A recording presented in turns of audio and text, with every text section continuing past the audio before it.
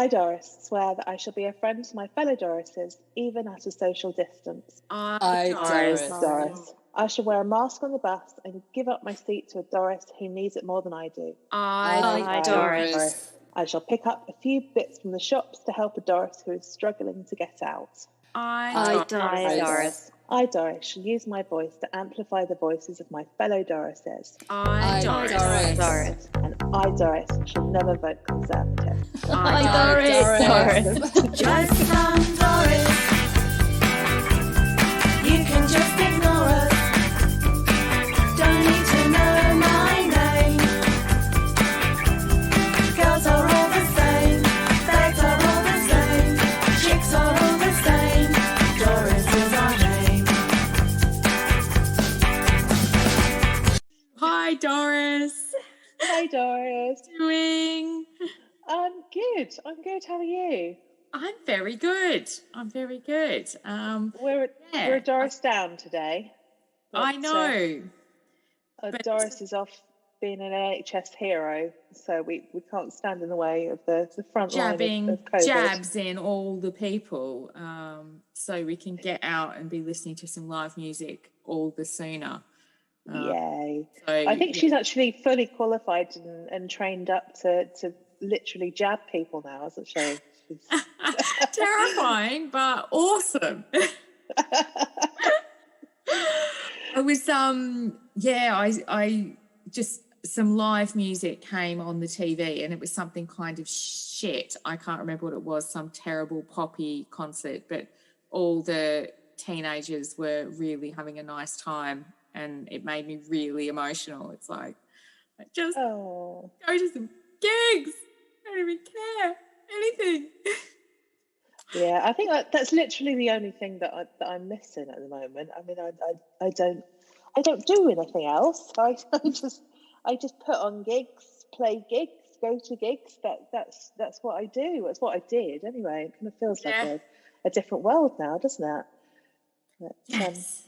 But now we're podcasting with some lovely guests that we've invited on today. Who's coming on?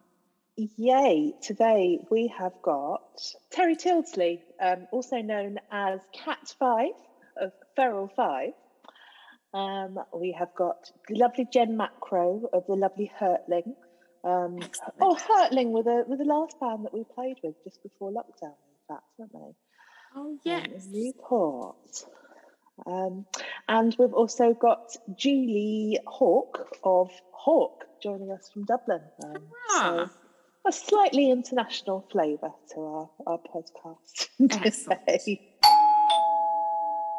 I heard the doorbell. Did you hear the doorbell? I did hear the doorbell. It's Terry. Hello. Hi, Terry. Hello. How are you doing? I'm good, thanks. And what have you got behind you? What's this glowing friend you've got in the corner? It's I have my pink studio cat and various other bits of LED vibeness. Yeah, it's very atmospheric. You look like you're in a music video. I'm always in a music video. I always pretend to be anyway. Very glamorous. So what have you been up to in the... I haven't seen you for a while. I think you played a Loud Women. God, it's probably getting on for about 18 months ago now, Oh my maybe God, 2 years. The Loud Women gigs are always the best ones because it's just such a great atmosphere and lots of other brilliant bands as well. My favourites. And the crowds are always amazing as well. Lovely people. What have we been up to? So much. I'm going to now do a takeover and keep talking till the end of the podcast. That would be awesome. Fine. I've been talking all day. Go for it. I think the other guests might complain a bit. Been making lots and lots of music in lockdown, which is a strange kind of solitary type of thing to do. Music is Cat 5 and Feral 5. So we've had, what have I done? Some solo singles and a fierce single out from Feral 5 called Get a Grip, and a collaboration with Misled Convoy about changing the world called Apply the Pressure. But what's really exciting is we've got something out soon on a really good album that you should know about if you don't already. So big plug coming up. There's a charity album for Help Musicians UK that's been organised by Simon Tucker. And there's some amazing bands on that, including Adwaith and the artist Helen McCookery Book, who you had on just recently, and Gazelle Twin and more. And we've got a quite sparkly song on that one called Roll It With Me.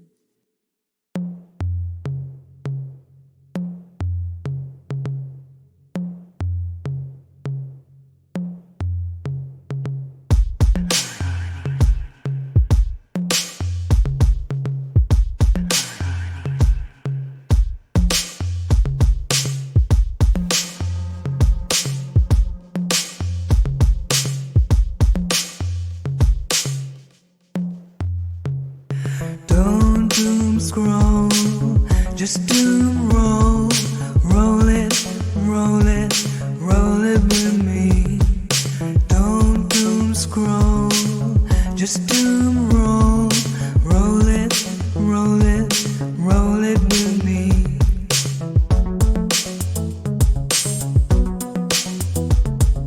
Roll it, roll it, roll it with me.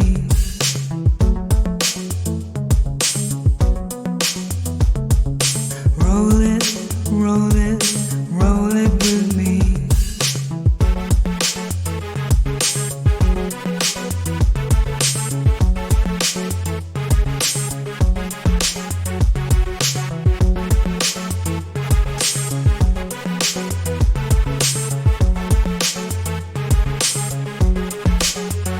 You can roll it in the kitchen, roll it on your screen. You can roll it in the bathroom, you can roll it somewhere green. You can roll it in the kitchen, you can roll it on your screen. You can roll it in the bathroom, you can roll it somewhere green. Don't doom scroll, just doom roll, roll it, roll it, roll it with me. Don't doom scroll, just doom roll, roll it, roll it, roll it with me.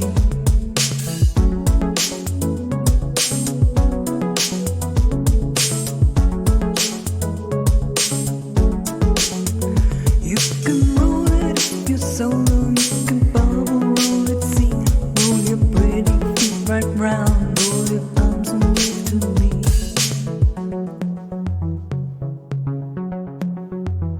Get your dog, get your cat, get your bunny, get your honey.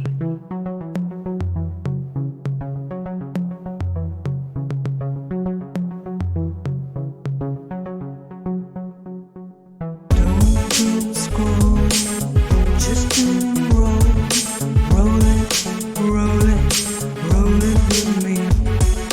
Don't doom scroll, just doom roll, roll it, roll it, roll it with me.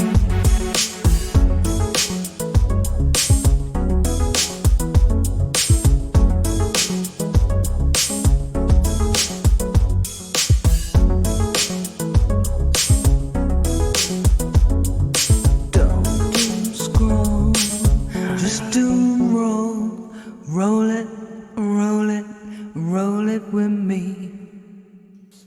Yeah, everyone's a bit different. I was speaking to someone the other day from a band, and he was saying that actually he'd enjoyed not gigging for quite a long time, which surprised me because they were always doing lots of gigging. I'm sort of getting very itchy feet, but we'll get there. Yeah. Yeah, and we were just saying that. How many people are involved in Feral 5? It's there's not 5, are there? I haven't just asked a really stupid question. No, we left room for manoeuvre, and we were getting on so well as a twosome. We've kind of kept it like that, but we have people we've got our eye on and people who want to collaborate. So I think it will be a kind of shifting number going ahead.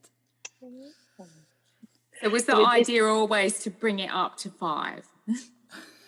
Well, it was all about being a gang, a bit of a space gang, really, and like the famous 5. And we thought, right, we'll be the Feral 5, and then we just sort of got stuck in our burrow and just talked to each other for quite a long time. So it was the Feral 2 being Feral 5. Awesome. Is it your partner who's in the band with you? No. No. This makes me laugh quite a lot, actually, because when women are going, oh, they always assume the bloke is the one who writes the songs and blah, blah, blah. And people do assume that he's my partner, but he's not. Which is better. I can't imagine anything worse than being in a band with your partner.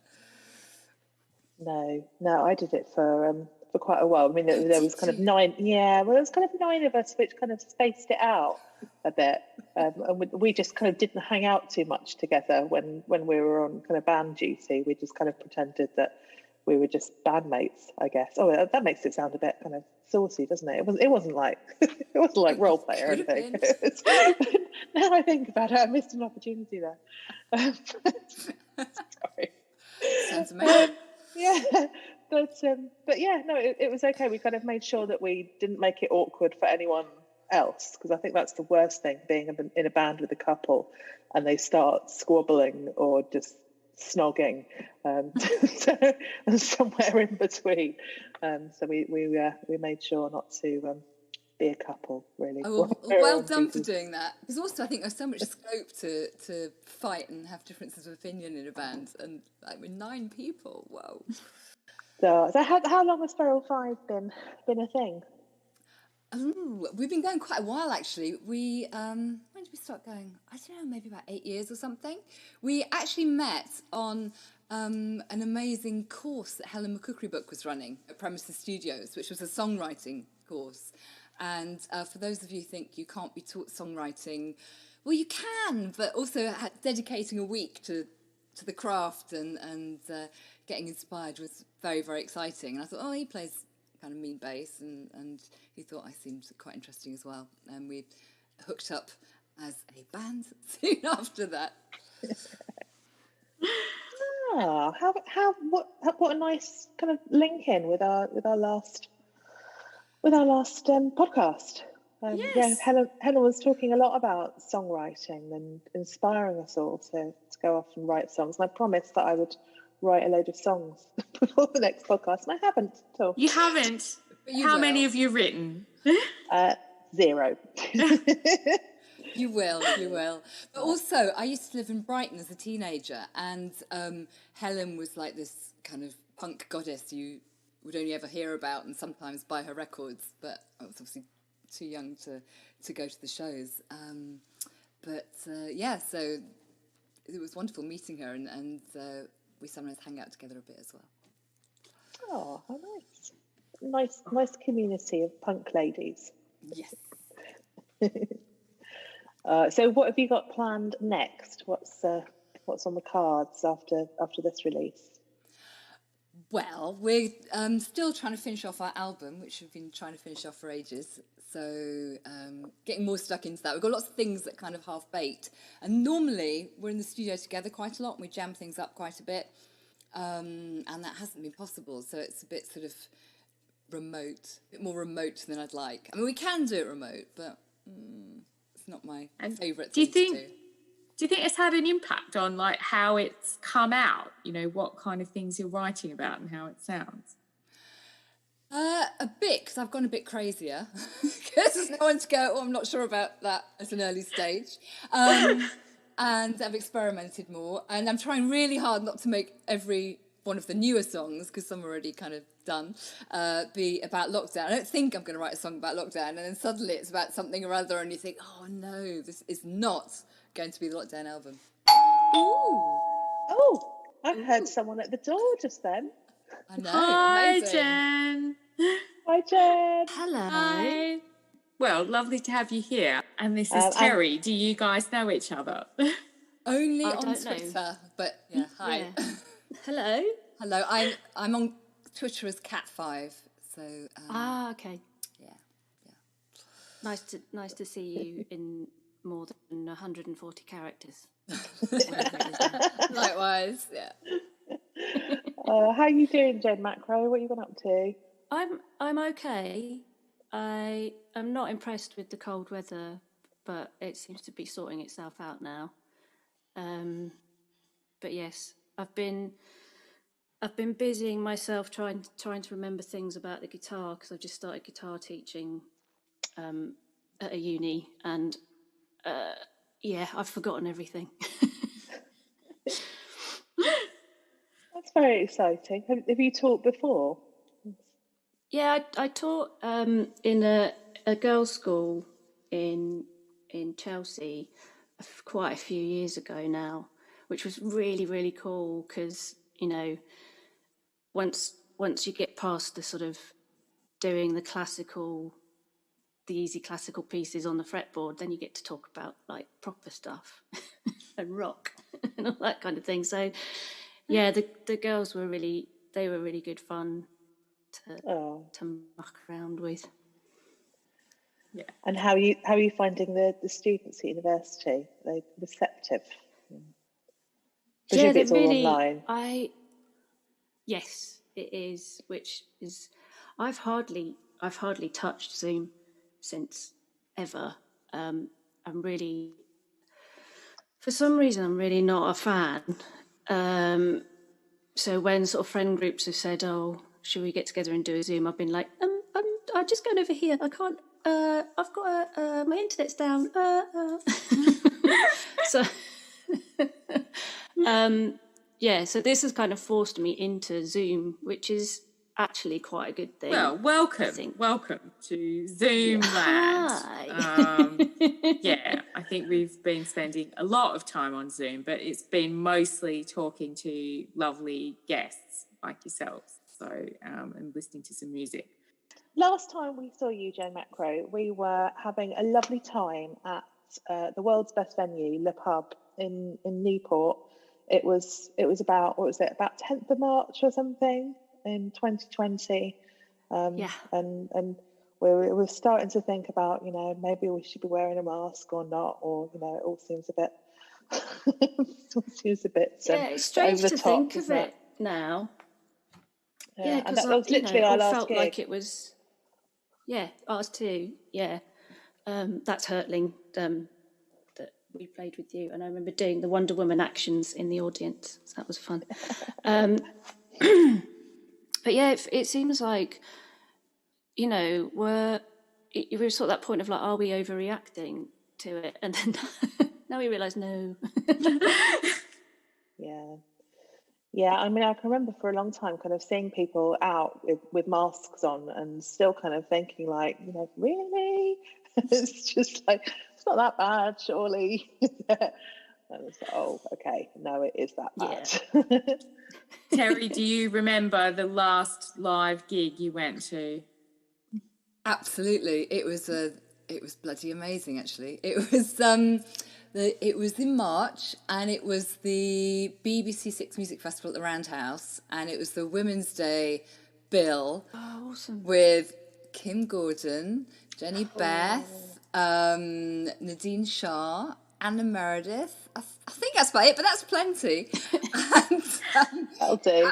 Absolutely blew the roof off the place. It was really amazing. But also there was this like kind of strange tension and crackling in the air because they'd started putting signs up about hygiene, and there was one woman in the crowd with a mask on, and everyone was going, "Ooh, is she weird, or should we all have done that?" And it was that kind of cusp of everything. But it was an amazing show, and I'll never forget that one. So what has Hurtling been up to in the last year, Jen? Have you managed to record much? Well, and I know that you did a Christmas hit. Yes, banger. that was all the fun.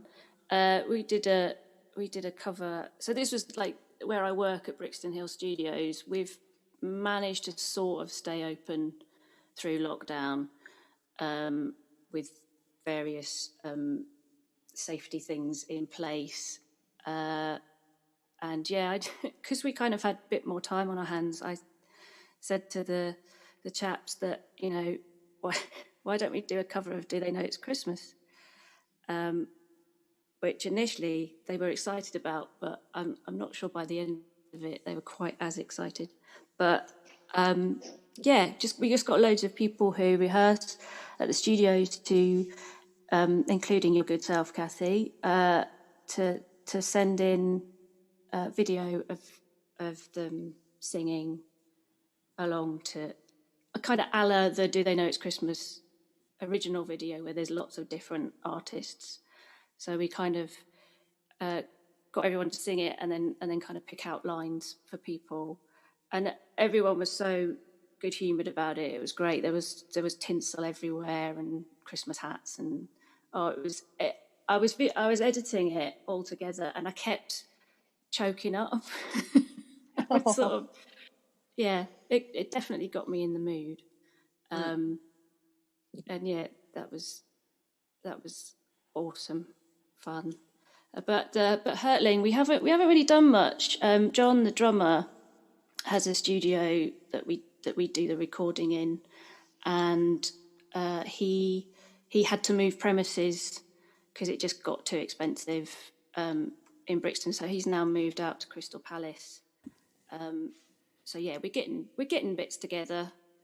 We've done a little bit over the internet. We know and love and endorse John and One Cat Studio very much. We recorded our hits with John, and he turned them from I don't know, shits to hits. he's a miracle worker.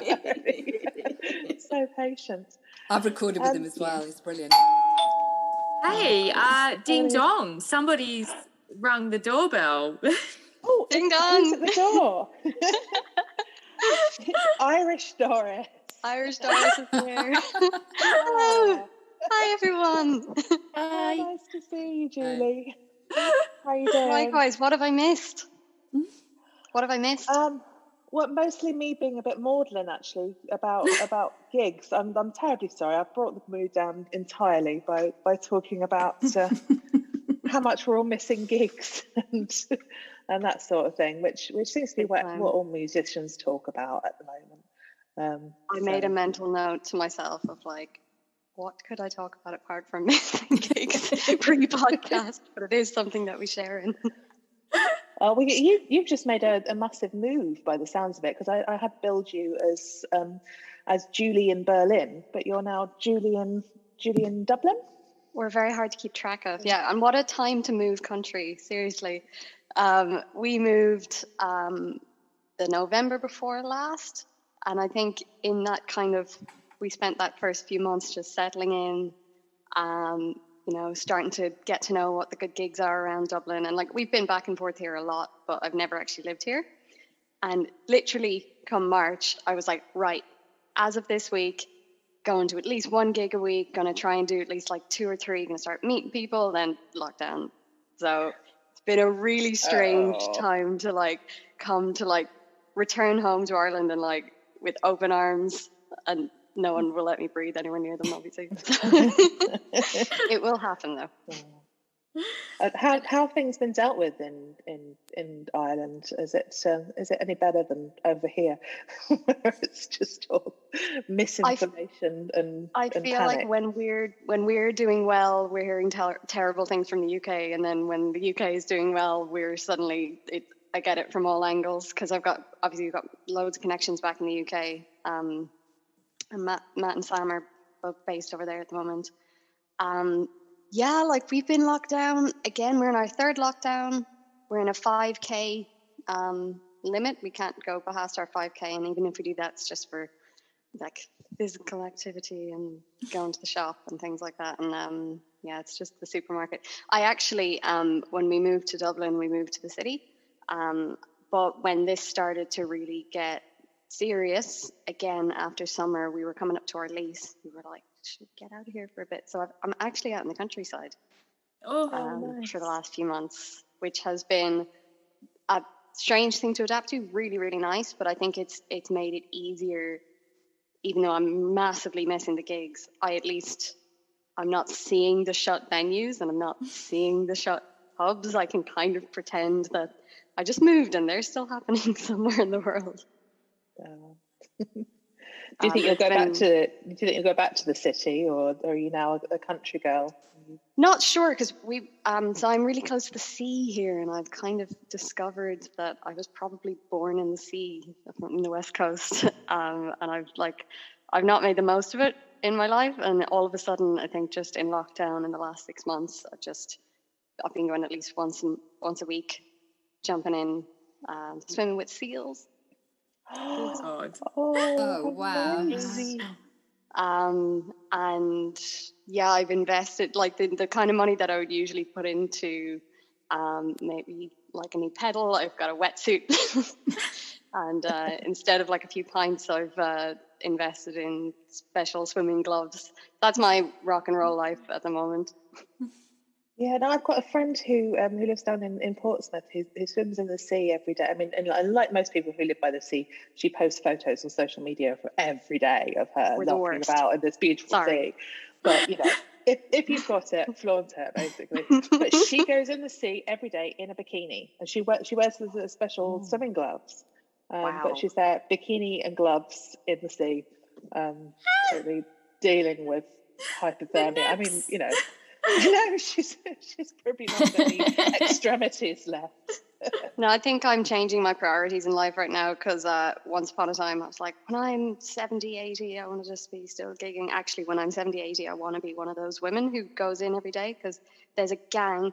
Actually, pretty much anywhere around the coast in Ireland, you will find a group of women in their 70s, 80s that go in every day, regardless of the weather, regardless of the warnings, never in a wetsuit, just religiously dipping in, and that absolutely keeping them alive. And that's what I want to aspire to be right now. Oh, that does sound good, doesn't Total it? goals. Oh, I totally want to be in the sea right now. You're doing it again, Doris. I'm so sorry. I've just basically spent about 8 hours on Zoom today. No, you zoomed out. Really want to be. I want to be in the sea. Put myself in the sea. Well, when we can all travel again, I feel like I would highly recommend it. A trip over to Dublin, jump in the sea. You can do a rock and roll jump in the sea. So, Julie, have in you the been Doris. managing to do anything musical while you've been in the countryside? Yeah, so the last we were really, really lucky. We just before lockdown got really strict, we managed to get one last. We'd been recording the album with Rocky O'Reilly up in Belfast.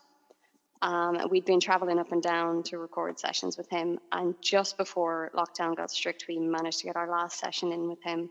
So the physical recording, any of the actual vocals and drum sessions and everything that we needed to do in the studio, we luckily managed to get that done. We've just been remotely working with him on the production. We've got a decent setup in the house, so like any extra bits and pieces we were able to do here, but it was a brand new way of working.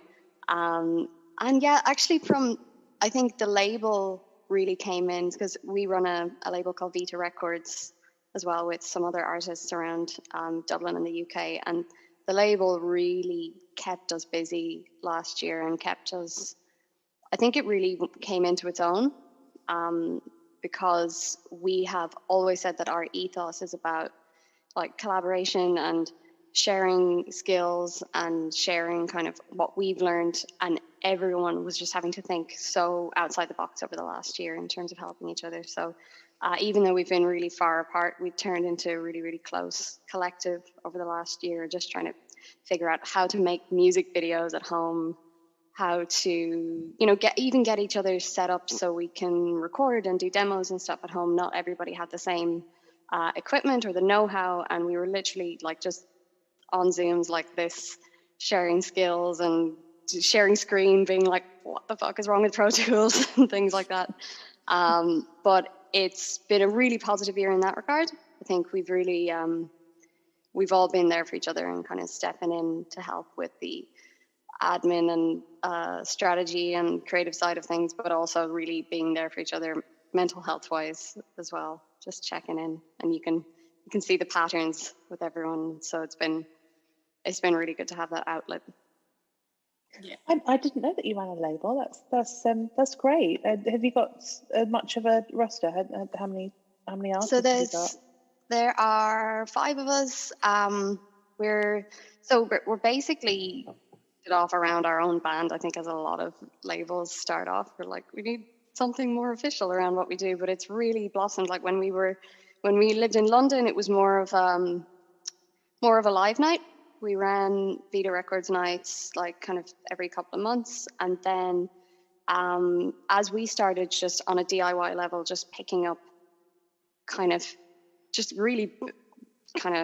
picking up skills in terms of releasing records, the timing around that,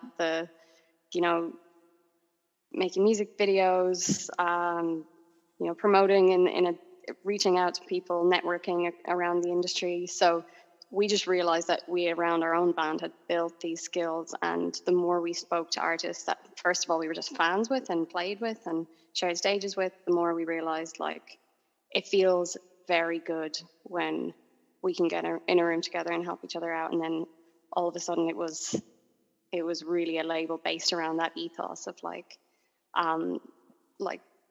just sharing information and being really transparent, so we can kind of democratize this fucking industry a little bit more. And everyone that we work with, all of the projects are either female centric or queer centric, and we just really feel that even on a small indie level, if we can have more artists speaking about their perspectives that maybe go against the mainstream, then we can make something that actually represents more of the world and is a bit fairer. So that's what we're trying to do at Veta. Brilliant. So drop some names. What Okay, I will. know? So there's a band called Hawk, which I am in. There's Diver. He is a queer electronica artist based out of Belfast. He's fantastic, and he's actually running a project called Queerings as well, which is a fundraising project where they make like pride earrings, and it's all going to different LGBT charities. So that's Diver. Definitely check out Diver. Wonderful. St. Bishop is a new kind of pop R&B electronic artist from Dublin, and then we've got Maria Kelly and Sive, who are both more on the folk side of things, and they're both also living in Ireland as well. So really, it's not, we're really different in terms of genre, but I think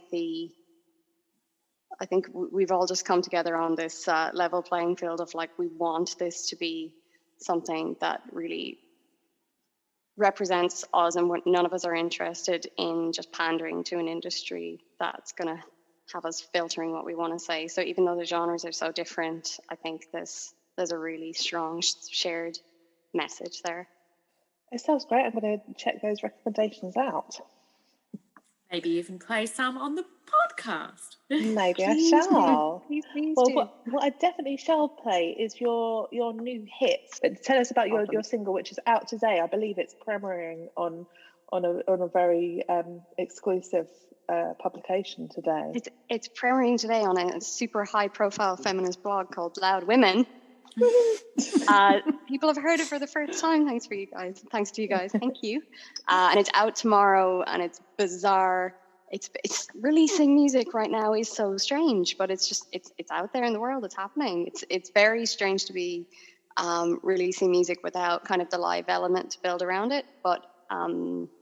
But we've gotten creative, and we've been doing, making videos at home in the house, and trying to really lean into how can we connect with fans even though we're stuck indoors right now. So it's, I think, particularly hard when you're in a band like a rock band that usually depends on having a setup that would support a drum kit and stuff. So it's been challenging enough, but we just we're so proud of this record, and like we've been sitting on it. Like, we probably could have released it at some point last year. So at some point we have to just keep moving, and I just, I'm super excited to have it just be out there in the rocks. It's stuck in my head. It's been stuck in my head for like weeks.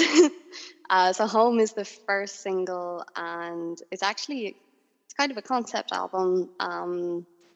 The songs follow like a chronology of starts off very much songs about your youth, and really starts off in childhood, and then the album kind of follows this story of how our sense of ourselves and our sense of like the world changes so much as we get older, and it's so it's just exploring the kind of size of our world, and our relationships, our friendships, our sense of confidence, and it's It's quite, I'd say philosophical, but feels like a very big word to be attaching to the album. Own it. Capital P, philosophical. Amazing. Excellent. Well, let's have a listen to Home.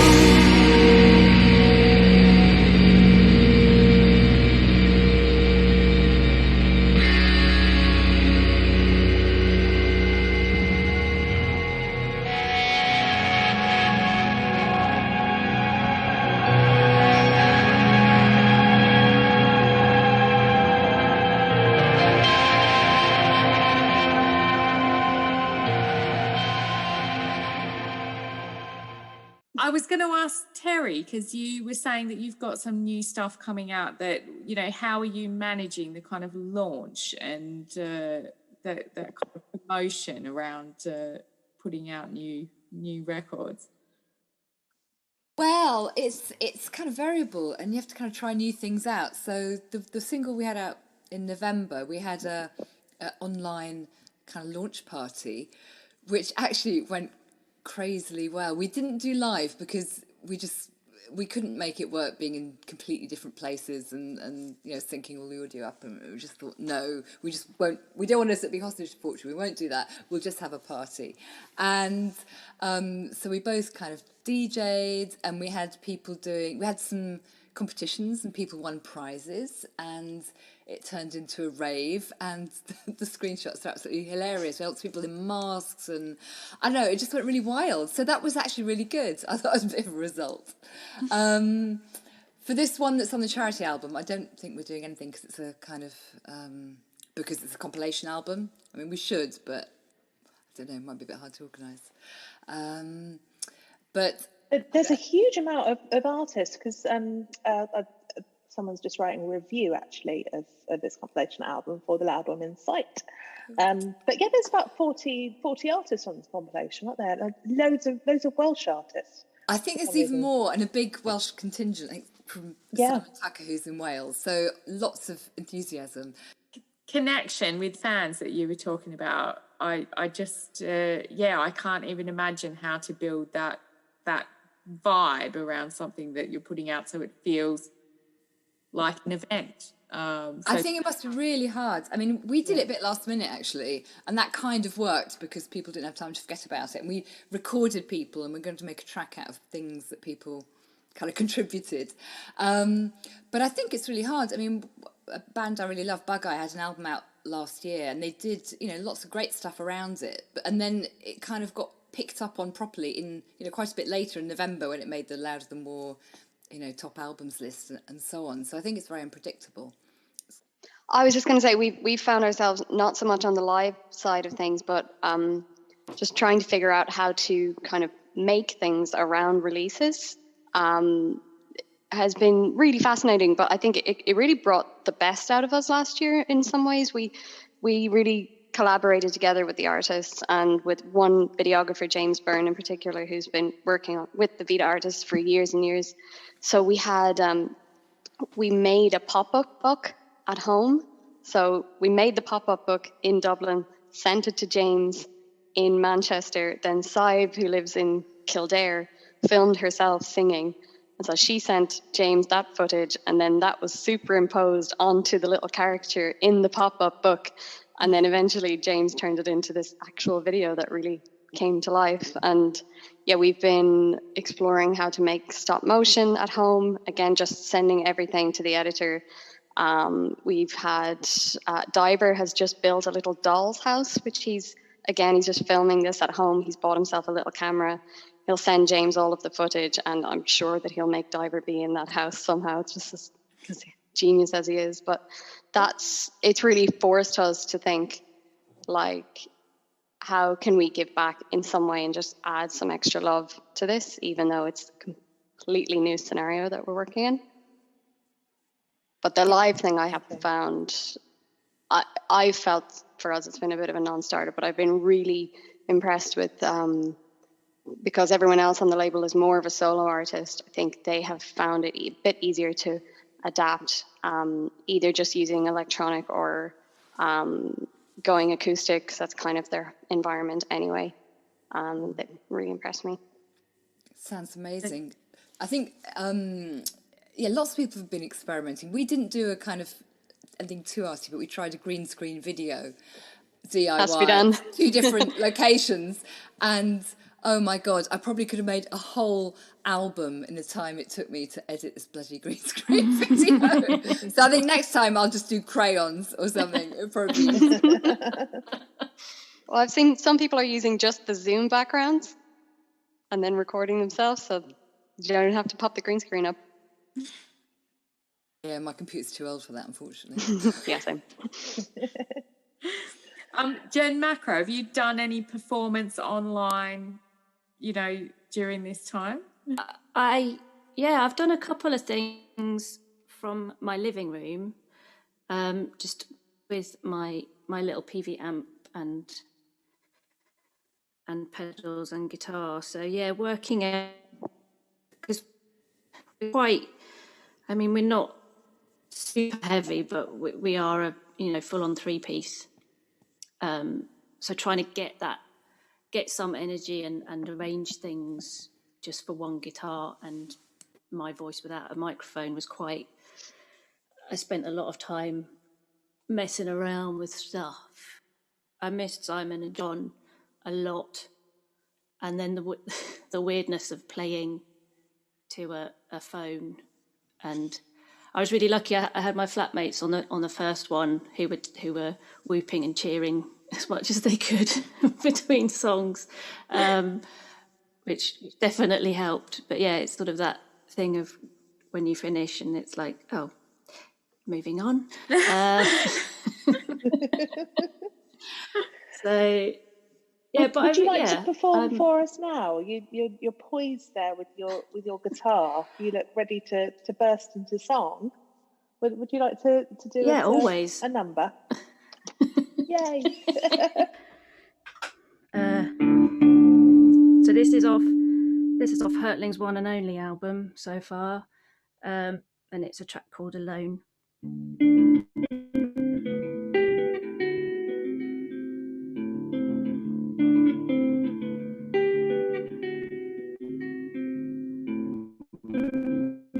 Put me back in my skin.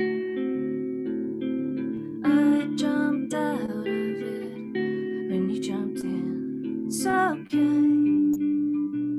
to be late. Put your hand in my heart.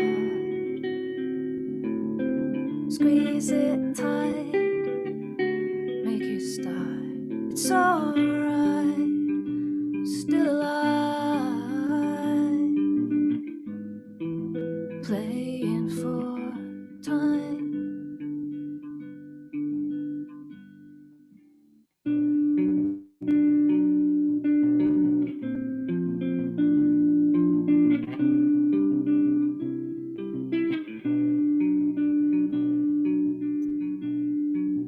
Kicking myself for the risk I wouldn't take. Holding you back was my biggest mistake. Now here I stand in the sand, drawing a line between what's yours and what used to be mine.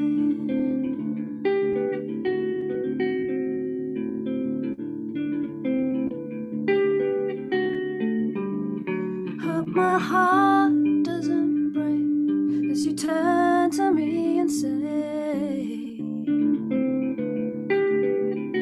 does it hurt to be here?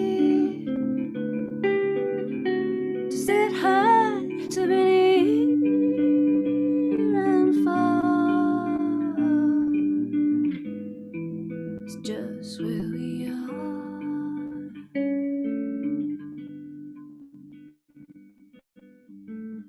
Alone, alone, alone, alone, alone, alone, alone,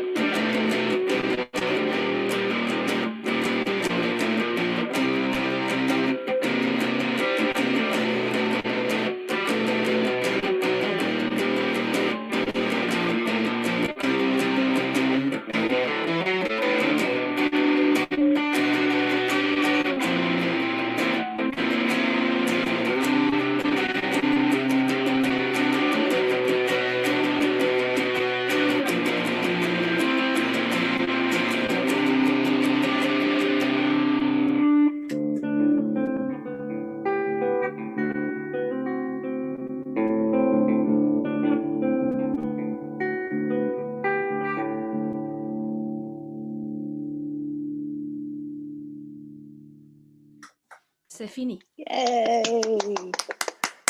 Oh, that was so nice. Oh, it's Thank Thank you beautiful. so much.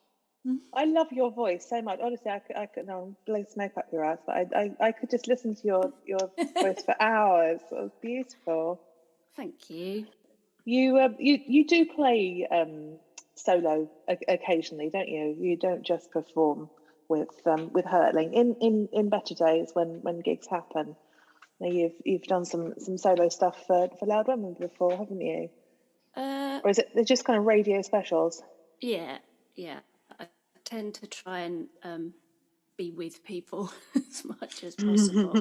I did an acoustic.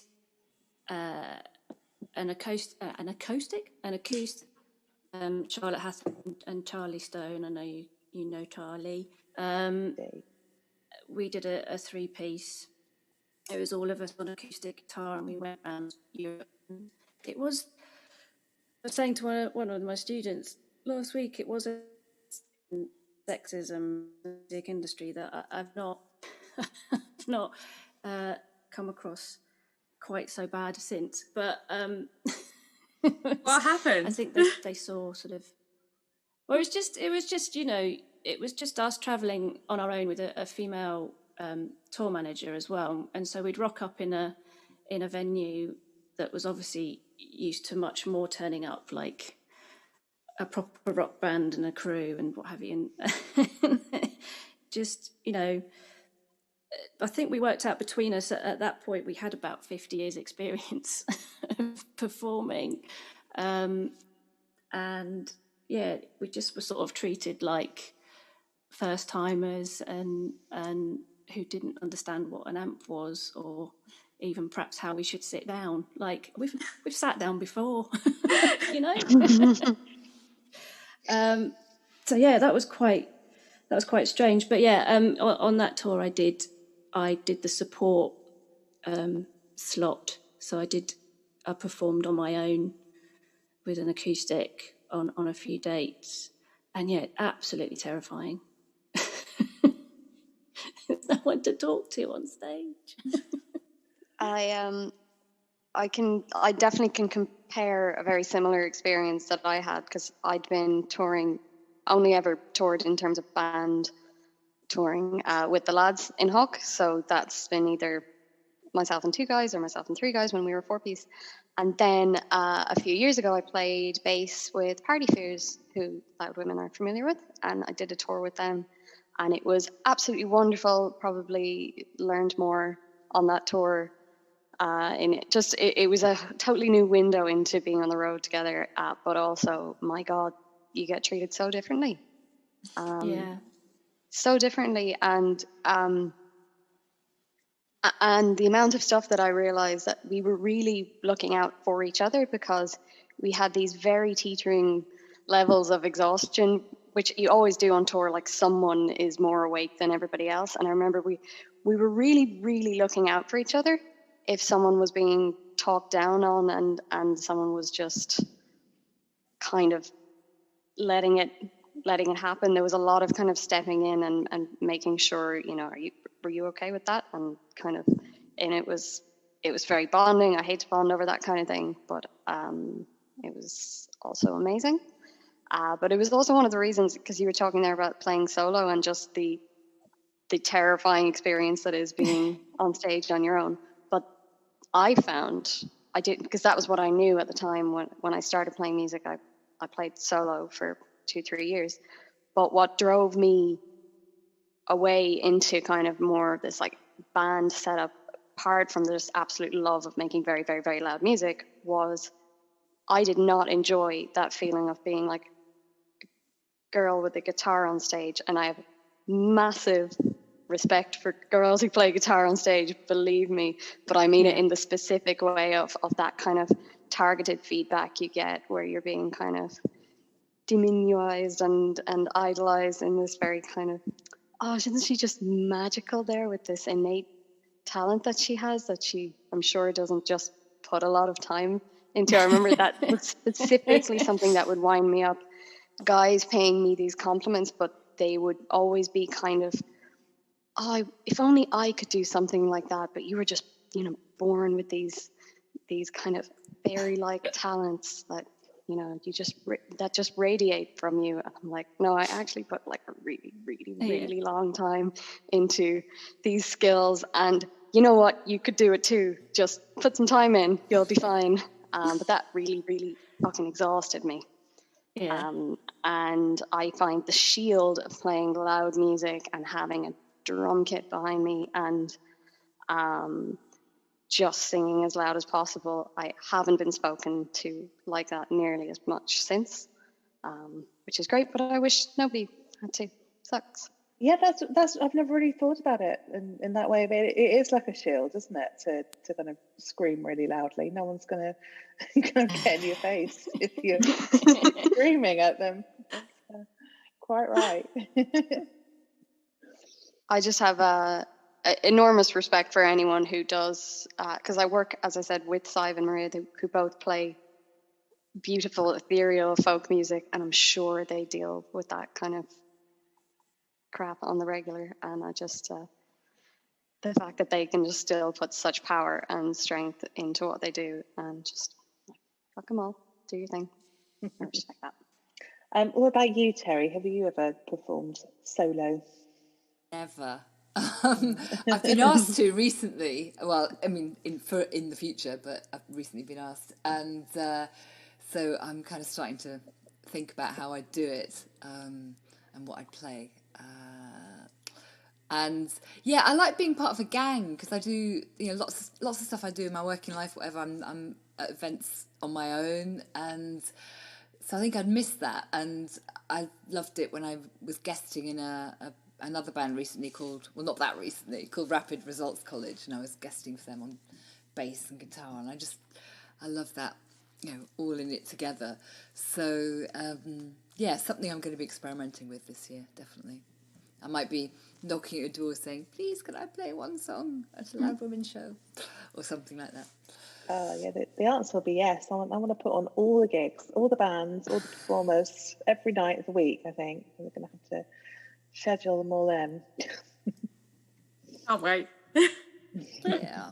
Me doing solo gigs and things. I'm actually doing the Bechdel Sounds Weekender at home for International Women's Day with Gold Baby and Kitty Fitz and Hannah Rose Kessler. So yeah, excited about that. But when is that? That's International Women's Day weekend, is that? Yeah, so I think the actual gig is the 6th of March. Is the Saturday.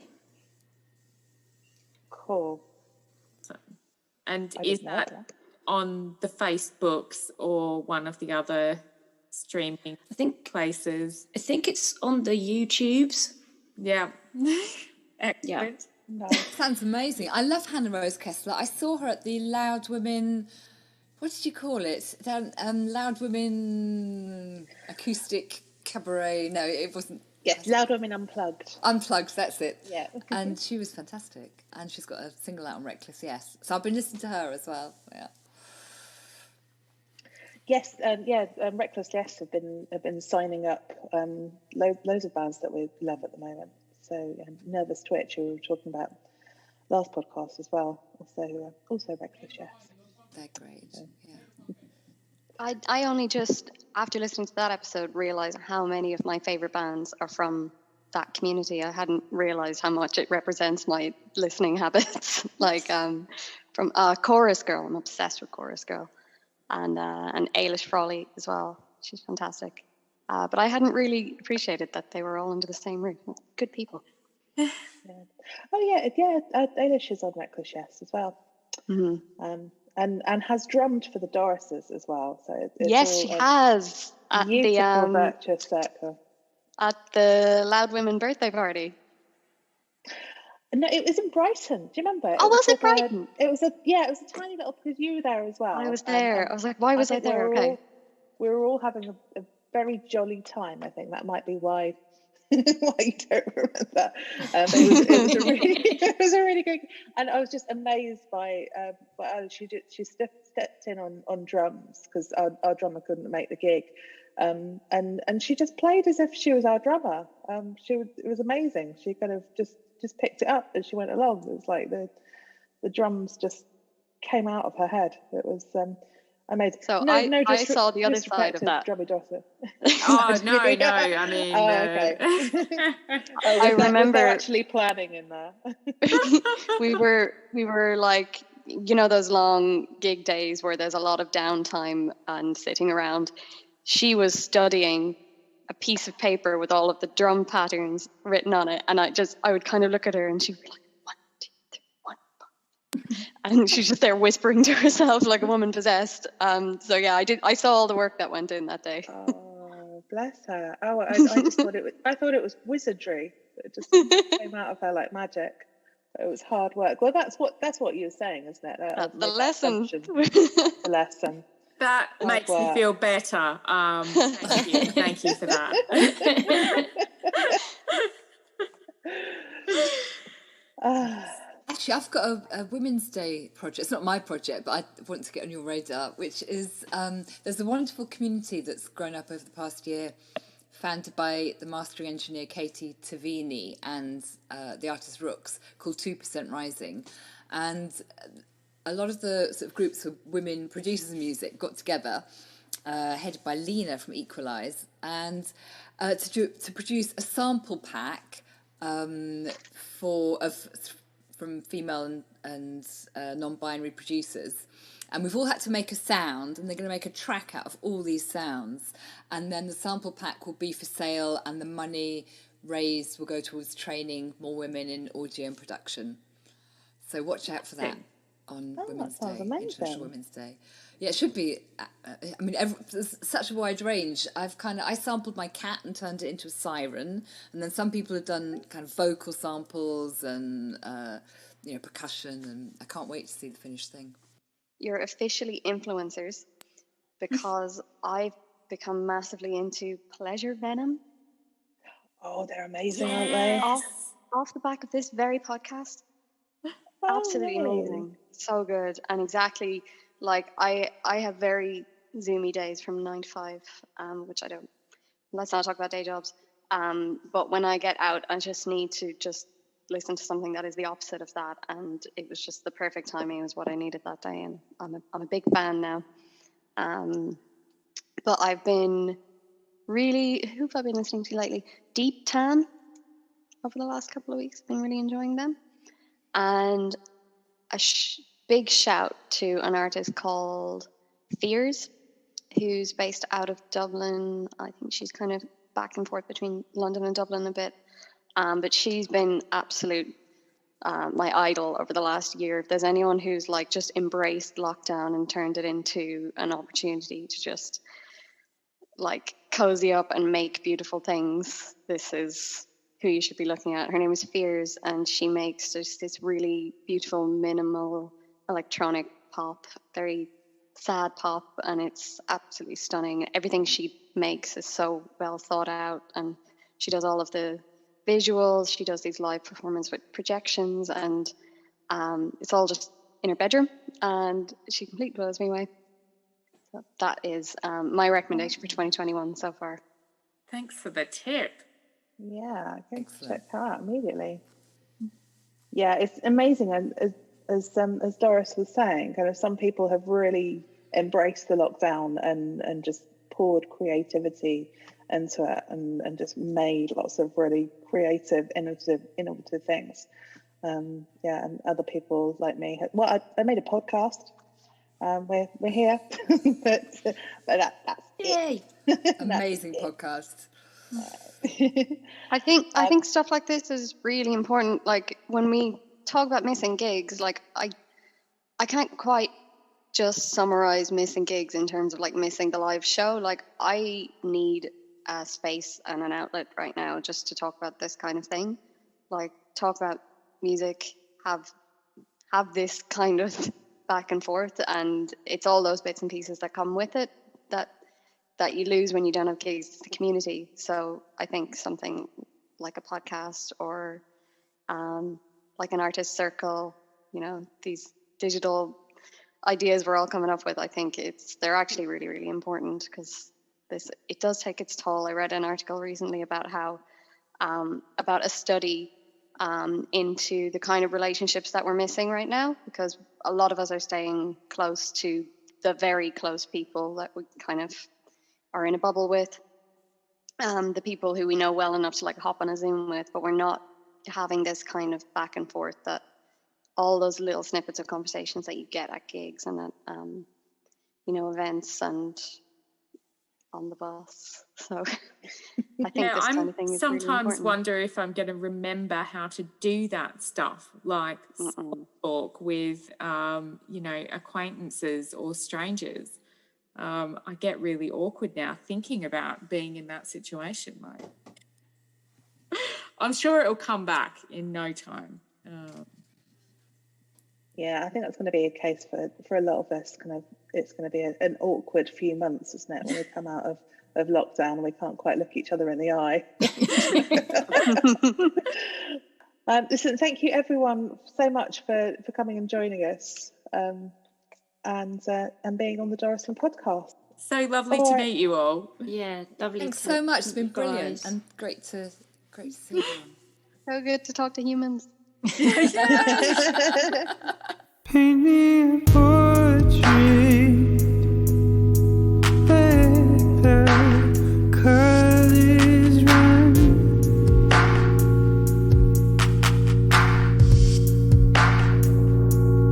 I knew you best when I didn't know enough.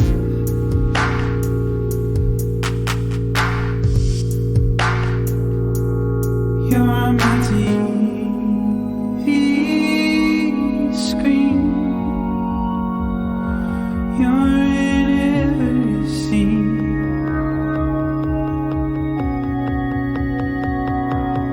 You're on the long ride home.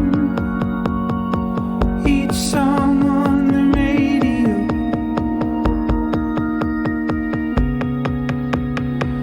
Each song on the radio.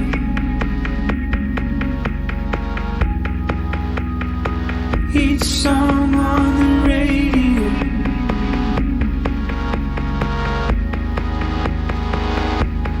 You're the voices that I'm dreaming of.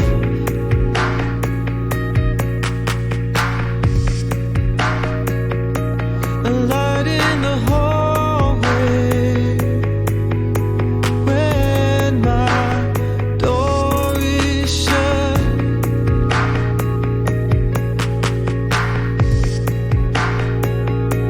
And I learned to swim well.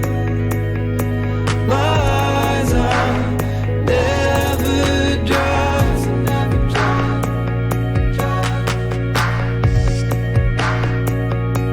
And love's not an ocean when I'm trapped inside.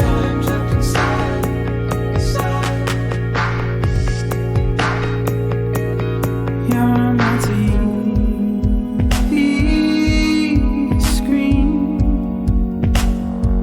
You're in every scene.